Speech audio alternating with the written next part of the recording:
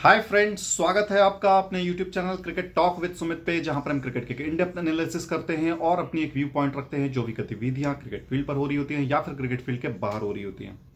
तो आज India versus south Africa के बारे में हम ज़्यादा डिस्कस नहीं करेंगे। प्रैक्टिस सेशन चल रहा है, गौतम गंभीर कोच ने सबको अलग अलग प्रैक्टिसेस कराया है, किसी को एक पैड पहना करके, किसी को कुछ और एक्सरसाइज दे करके, इस तरीके से वो प्रैक्टिस सेशन चल रहा है। उस पर ज़्यादा बात नहीं करेंगे, क्या है क्या नहीं। उस पर 22 तारीख को टेस्ट मैच है, कल से हम उस पर अच्छे से तफ्तीश करेंगे। आज हम बात करेंगे ऑस्ट्रेलिया वर्सेस इंग्लैंड की जो ऐसे सीरीज शुरू हो रही है, उसके मद्देनज़र रखते हुए कि ये सीरीज़ क्या मायने रखती है और क्या इसके परिणाम हो सकते हैं। ठीक है, कल हमने गौतम गंभीर की एनालिसिस की थी कि अगर कल मतलब 22 तारीख वाला जो टेस्ट मैच है, अगर इंडिया हारता है तो that could be the last time we were saying Gautam Gambhir as the head coach in test cricket team. ठीक है, तो आज हम एसएस के ऊपर बात करेंगे।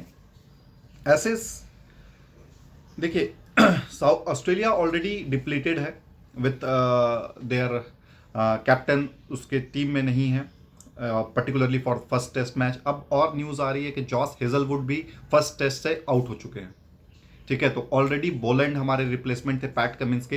अब जॉस हेजलवुड का कौन रिप्लेसमेंट आ रहा है या होगा, उसके ऊपर भी माइकल नेसर को बुलाया गया है, बट आई डोंट थिंक कि माइकल नेसर प्लेइंग 11 का हिस्सा होंगे इस मैच में। और ऑस्ट्रेलिया इस सीरीज में दो डेब्यूटेंट के साथ उतरेगी। ऑस्ट्रेलिया ऑलरेडी डिप्लीटेड है और ये बेस्ट चांस है इंग्लैंड का एसेस जीतने का, that to in Australia.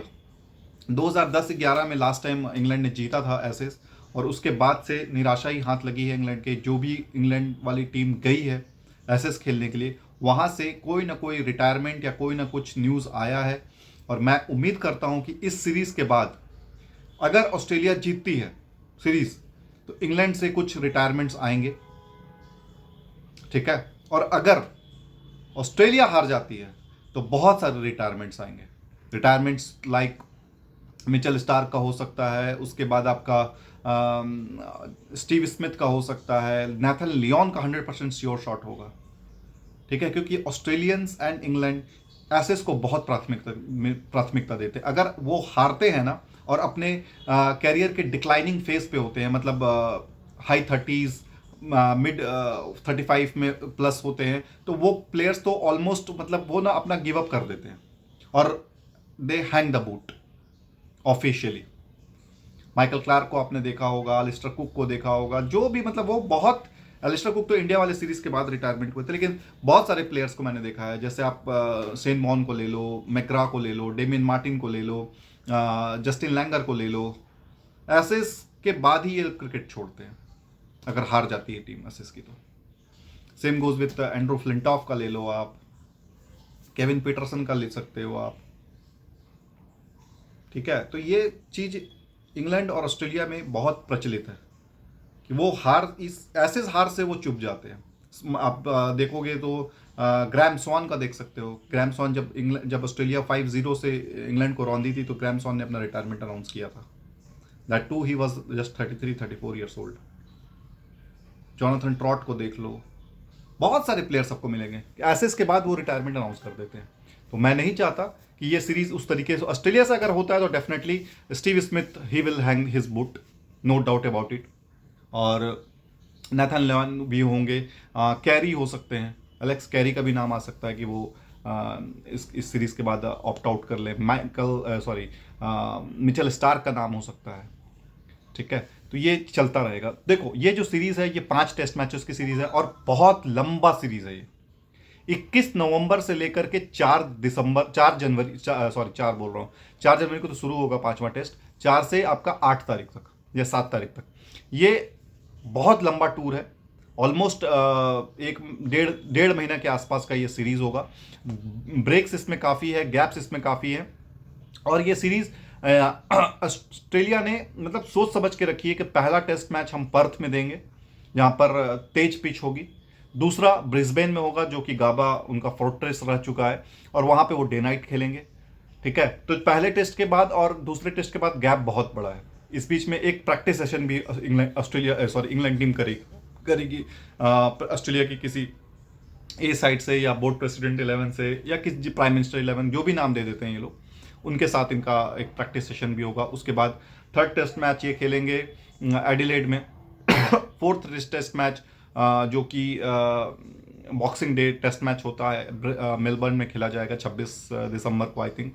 And fifth test match new year वाली जो होती है, जो कि 3rd या 4th जनवरी में 2026 में खेला जाएगा। And that will be the 5th test match at Sydney. Sydney test pink test होता है। यहाँ पर बॉल पिंक नहीं होगी, लेकिन पूरा ग्राउंड पिंक होगा। ऑस्ट्रेलिया का जो लोगो है वो पिंक होगा। तो पिंक मैथ्यू हेडन के जो चैरिटेबल ट्रस्ट है, जो उन्होंने अपने वाइफ के नाम पे किया था, जेन मैकग्राथ के नाम पे, जो ब्रेस्ट कैंसर से जिनका डेथ हुई थी, उसकी याद में ये टेस्ट सीरीज रखा गया है कि अवेयरनेस बढ़ाया जाए ब्रेस्ट कैंसर के ऊपर। तो ये 5th टेस्ट मैच होगा। अब ऑस्ट्रेलिया ने पहला टेस्ट मैच रखा है पर्थ पे। पर्थ डेफिनेटली जो ऑप्टस स्टेडियम है वो काफ़ी क्विक है, लाइटनिंग क्विक है, और वहाँ पे मुझे नहीं लगता है कि स्पिनर को ज़्यादा चांस मिलेगा। लेकिन नेथन लियोन जो कि स्पेशलिस्ट स्पिनर है, वो ऑस्ट्रेलिया का पार्ट होंगे।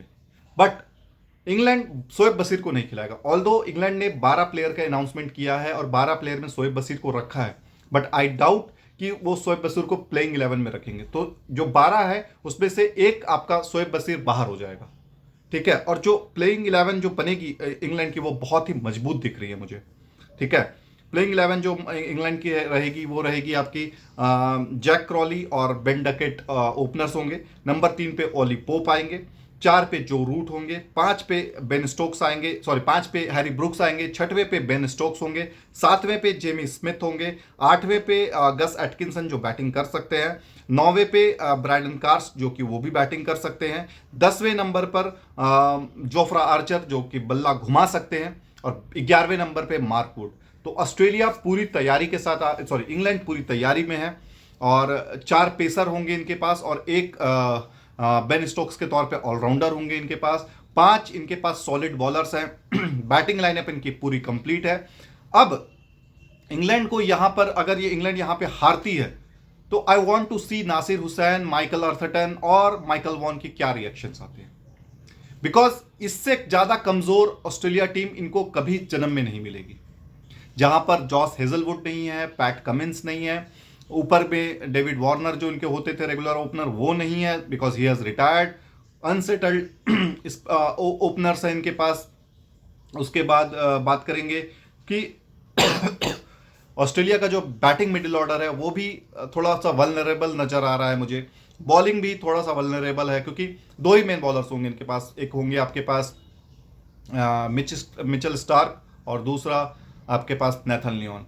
बाकी जो 3 या 2 बॉलर्स जो ऑस्ट्रेलिया के हैं वो उतने कारगर साबित होते हैं कि नहीं होते, ये वक्त ही बताएगा। लेकिन बोलैंड बुरे नहीं है एज ए बॉलर की बात करें, लेकिन बोलैंड के साथ जब तीसरा कोई बॉलर आएगा, अब वो कौन होता है, मेरे ख्याल से डॉगेट करके इनका प्लेयर है, वो आ सकता है, ब्रैंडन डॉगेट, ये आ सकते हैं। और मुझे को लगता है कि नासिर के पहले इनको प्रीफर किया जाएगा। ऑस्ट्रेलिया का जो मेरे को जो लग रहा है बैटिंग ऑर्डर वो इस तरीके से होगा कि नंबर 1 पर इनके पास आएंगे उस्मान ख्वाजा होंगे। जेक विथराल्ड ये इनके नंबर 2 पे ओपनर होंगे। तीसरे पे मार्नस लबुसैन होंगे। चौथे पे आपके पास स्टीव स्मिथ होंगे। 5वें पे आपके पास ट्रेविस हेड होंगे। 6वें पर आपके पास कैमरून ग्रीन आएंगे। 7वें पर आपके पास एलेक्स कैरी होंगे। 8वें पे आपके पास नेथन लियोन होंगे। 9वें पे मिचेल स्टार्क होंगे। 10वें पे बोलैंड होंगे और 11वें नंबर पे डॉगेट होंगे, ब्रैंडन डॉगेट। ये कॉम्बिनेशन मुझे लग रहा है ऑस्ट्रेलिया खिलाएगी और इस कॉम्बिनेशन के साथ वो जाएंगे। इनके पास भी 4 बॉलर हैं, 4 पेसर हैं और एक ऑलराउंडर होंगे कैमरून ग्रीन के रूप में। ऑलराउंडर तो इसमें ऑस्ट्रेलिया के पास बहुत सारे पड़े हुए, लेकिन आप उनको कंसिडर नहीं कर सकते। स्पेशली ट्रेविस हेड हो गए, मार्नस लबुसैन हो गए, स्टीव स्मिथ हो गए, सब बॉलिंग कर सकते हैं। बट एसेज में ना, ये अगर बॉलिंग करने आ रहे हैं तो दैट मीन्स कि आपकी टीम की नीचे लगी हुई है, आपकी टीम थल्ले लगी हुई है और वो संघर्ष कर रही है। अगर ट्रेविस हेड, मार्नस लबुसैन और स्टीव स्मिथ बॉलिंग करने आते हैं तो ठीक है। तो ऑस्ट्रेलिया को यहां पर अब क्या करना है कि वो इंग्लैंड को भारी पड़े, क्योंकि ऑस्ट्रेलिया यहां पर थोड़ी सी लो है। इनएक्सपीरियंस है, तो इनको ना इंडियन टीम से सीखने की जरूरत है कि जो एक इनएक्सपीरियंस इंडियन टीम इंग्लैंड गई थी और इंग्लैंड को 2-2 से सीरीज ड्रॉ कराई थी, उनसे उनको सीखने की जरूरत है। देखो ये ऑस्ट्रेलिया जो इंग्लैंड की टीम है ना, इसको तेजी से रन बनाने की आदत है। तो ये बुरा चीज नहीं होगा कि अगर ऑस्ट्रेलिया एक डिफेंसिव फील्ड सेट करे, क्योंकि इंग्लैंड के बॉलर्स को आसानी से बाउंड्रीज मिल जाते हैं, क्योंकि वो बाउंड्री हिटिंग पे जाते हैं, वो 4-4.5 के रन रेट एग्रेसिव खेलते हैं, तो हो सकता है 200-250 पे भी ऑल आउट हो जाए एग्रेसिवनेस की जगह पे। और अगर रन बना रहे हैं तेजी से, तो आप डिफेंसिव फील्ड ले दो, मतलब एक मिक्सचर ऑफ एग्रेशन और डिफेंस, ये दोनों आपका होना चाहिए। मतलब open in and out field जिसको बोलते हैं ना, कि आपने स्लिप ले रखा है, बॉलिंग है, क्लोजिंग फील्डर है, और आपने बाउंड्री को भी पेट्रोल करने के लिए 2-3 प्लेयर लगा रखे हैं। इस तरीके की अगर होती है, क्योंकि इंडिया को भी ये चीज़ बाद में समझ में आई कि इंग्लैंड को अगर रोकना है तो इसी अंदाज से रोकना है कि आप एक इन एंड आउट फील्ड लगाओ, जितने स्लिप्स चाहिए उतने स्लिप्स लो, जितने क्लोजिंग चाहिए उतने क्लोजिंग लो, बाकी जो एक्स्ट्रा फील्डर आपके पास है वो आप बाउंड्री लाइन पेट्रोल करो। ठीक है, तो एक चीज तो यह है कि उनको इजी बाउंड्री मत दो, वो थोड़ा सा प्रेशराइज होते हैं और अपनी विकेट थ्रो कर। एक ही बैट्समैन है जो रूट इसमें जो कि अप्लाई करता है अपने आप को, वो ग्राइंड करता है, बाकी जितने हैं ना वो ज्यादा संघर्ष नहीं कर पाते। अगर उनको 2 ओवर 3 ओवर में कंट्रोल कर किया गया ना, तो अपनी विकेट थ्रो करके चले जाएंगे वो। तो ये चीज उनको सीखने की जरूरत है, ये चीज उनको लेने की जरूरत है। ऑस्ट्रेलिया ये चीज जान रही है। दूसरा चीज, इंग्लैंड को मैंने देखा है कि बहुत जल्दी वो ना गिव अप कर देते हैं। आप इंडिया वाले जो मैच में है उस पर आप देखो, मैं मान ही नहीं सकता, जो 4th टेस्ट मैच था जहां पे इंडिया ड्रॉ करके निकल गया, 4th day 0 run, 2 wicket India खो चुकी है 0 रन पे, और उसके बाद केएल राहुल, शुभमन गिल दोनों सेंचुरी लगाते हैं, और उसके बाद फिर रविंद्र जडेजा और वाशिंगटन सुंदर ये भी आकर सेंचुरी लगाते हैं। तो अगर उनको विकेट नहीं मिलेगी ना, तो वो गिव अप कर देते हैं, फिर उनके पास कोई ऑप्शन ही नहीं बचता। इंग्लैंड भी बॉलिंग वाइज इनएक्सपीरियंस है, बट ऑस्ट्रेलिया के कंपेयर में अच्छी खासी एक्सपीरियंस है उनको, specially Mark Wood, Jofra Archer, ये दोनों इंजरी के बाद आ रहे हैं। वो रिदम, टेस्ट वाला रिदम है ना इनके, मतलब नाम बड़े हैं इनके, बट टेस्ट वाला जो रिदम बॉलर होता है ना, वो होता है ब्राइडन कार्स जैसा और गस एटकिंसन जैसा, जो कंटिन्यूअस एक ही चैनल पे एक ही लाइन लेंथ के साथ बॉलिंग कर रहे होते हैं। तो ये दोनों खतरनाक, ज्यादा खतरनाक है रादर जोफ्रा आर्चर और मार्क वुड के कंपेयर पे। ये दोनों के पास पेस है, पेस इन लोगों के पास भी है, लेकिन वो जो एक्स्ट्रा पेस है ना, एक्स्ट्रा यार्ड वाला जो पेस होता है, वो है जोफ्रा आर्चर और मार्क वुड के पास। अगर उनकी लाइन लेंथ और रिदम नहीं आई तो ये पिटेंगे भी बहुत ज्यादा, और फिर इंग्लैंड को डैमेज कंट्रोल करना बहुत मुश्किल हो जाएगा। ये इस चीज का आप कमी ली, मतलब जो ऑस्ट्रेलिया के, जो इंग्लैंड की ताकत है ना, उसको आप वार करिए। ठीक है, ताकत उनकी बैटिंग है, जो तेजी से रन बनाते हैं, उनको अगर आपने रोक लिया तो फिर इंग्लैंड ढह जाती है। इंग्लैंड के पास वो बॉलर्स की कमी है जो 10 विकेट निकाल सके, और जो इनका स्पिनर है, लोन स्पिनर शोएब बशीर, उसके पास टैलेंट नहीं है कि वो 5-5 6-6 विकेट आउट कर सके, जो कि हमने अभी तक उसके टेस्ट करियर में देख रखा है। ठीक है, तो यहां पर इंग्लैंड को अगर हराना है ऑस्ट्रेलिया, ये चीज उनको करना मस्ट है। आप अपना टाइम पूरा लीजिए, अपनी बारी पूरी लीजिए, 1.5 दिन 1.25 दिन बैटिंग पूरी करिए। टेस्ट मैच को आप फर्स्ट इनिंग में आप सेफ और सिक्योर कर लीजिए, उसके बाद इंग्लैंड आपको खुद मौका देगी वापसी करने, क्योंकि इंग्लैंड इतनी तेजी से रन बनाती है ना कि आपको बहुत समय मिलता है। अगर आप उस तेजी से में अपने विकेट निकाल लिए, फिर इंग्लैंड के पास कोई चांस नहीं है। देख, इंग्लैंड के बेन स्टोक्स की बात करूं मैं, ठीक है, बेन स्टोक्स